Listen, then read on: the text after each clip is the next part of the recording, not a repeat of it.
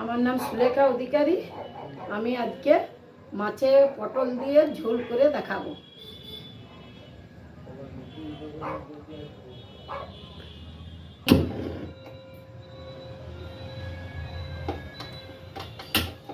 গ্যাসটা জ্বালালাম।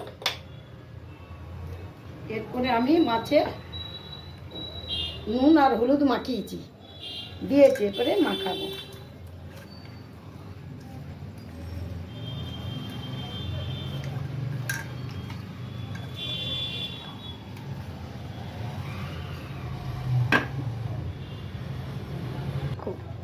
এরপরে আমি সাদা তেল দেব আর একটু সরষার তেল দেবো, মিশিয়ে করব। গরম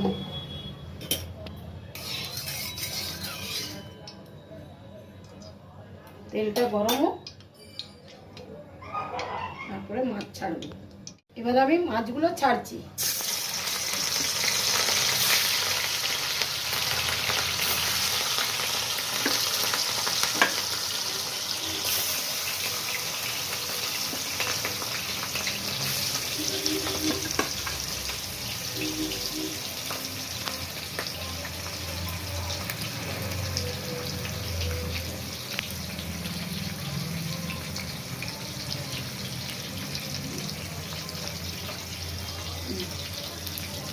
এরপরে মাছটি উল্টাচ্ছি।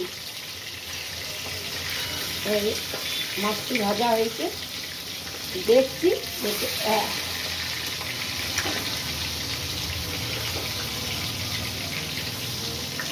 মাছটি ভাজা হয়েছে।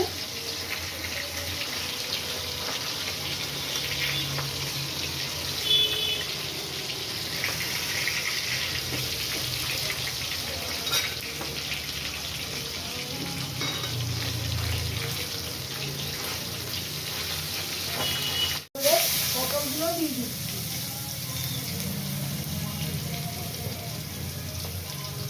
পটলগুলো আমি ভাজতে দিলাম।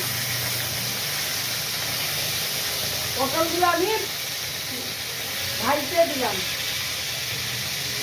এই যে পটলগুলো আমি এবারে ভাজবো। পটলগুলি ভাজা হলে পটলগুলি ভাজছি। এই যে পটল এবারে আমি একটু বাড়িয়েছি।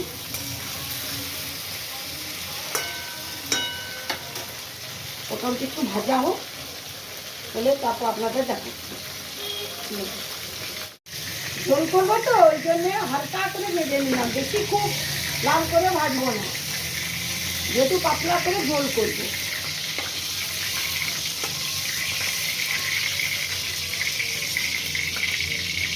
ভেজে রাখেন। এরপরে আমি আলুগুলো ভাজবো। এরপরে আমি আলুগুলো ভাজবো।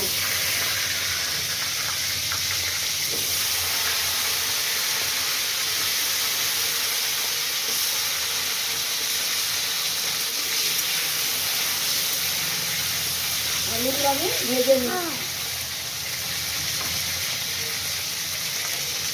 এগুলো ভাজা হয়ে গেল, এবার আমি উঠিয়ে নেব।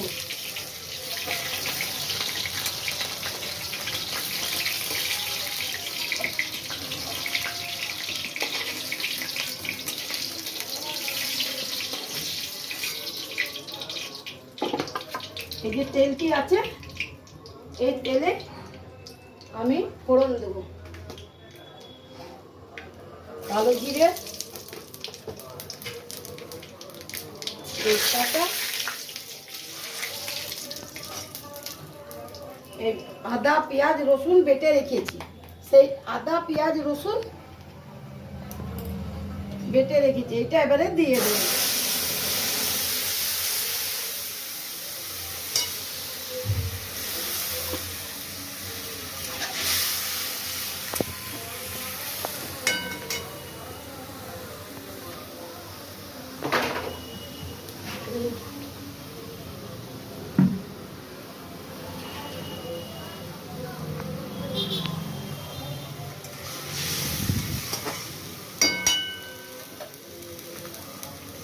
এরপরে আমি দেব হলুদ,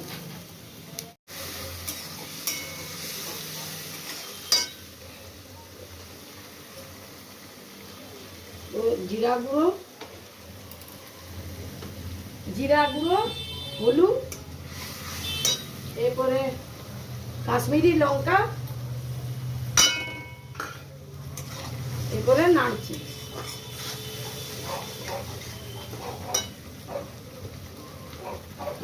এই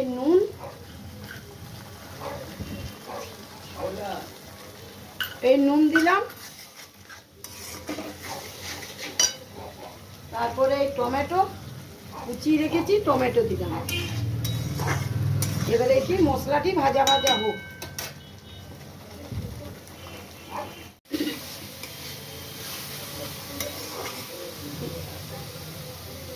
মশলাটা কষা হয়ে গেছে, এবারে আমি আলু আর ওই পটলটা দেব,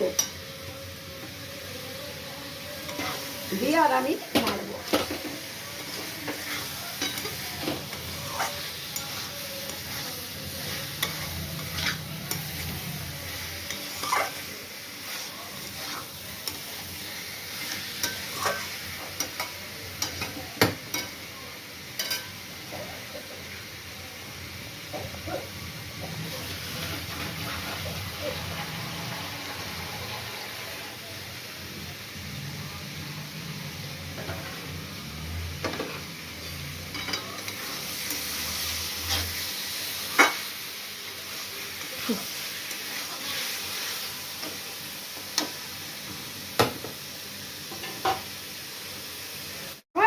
কষা হয়ে গেছে, এরপর আমি জল দিয়ে দেব।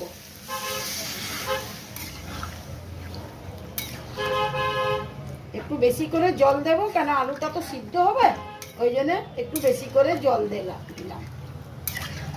হ্যাঁ, এগুলো হয়ে গেলে আপনাদের আরো দেখাবো। এবার দেখুন আলুগুলো সিদ্ধ হয়ে গেছে। এরপর আমি মাছগুলো দিয়ে দেব। মাছ ভেজে রেখেছিলাম, ওইগুলো আমি দিয়ে দিচ্ছি।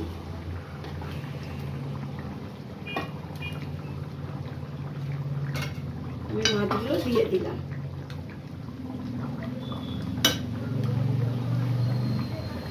এরপরে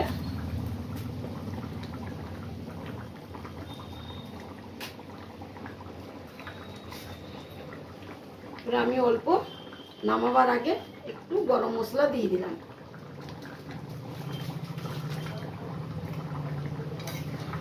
মাছের ঝোল হয়ে গেল। দেখুন আলু পটল মাছ দিয়ে ঝোল হয়ে গেল। আমি এবারে বন্ধ করে দিচ্ছি। আমি এরপরে নামিয়ে নিচ্ছি।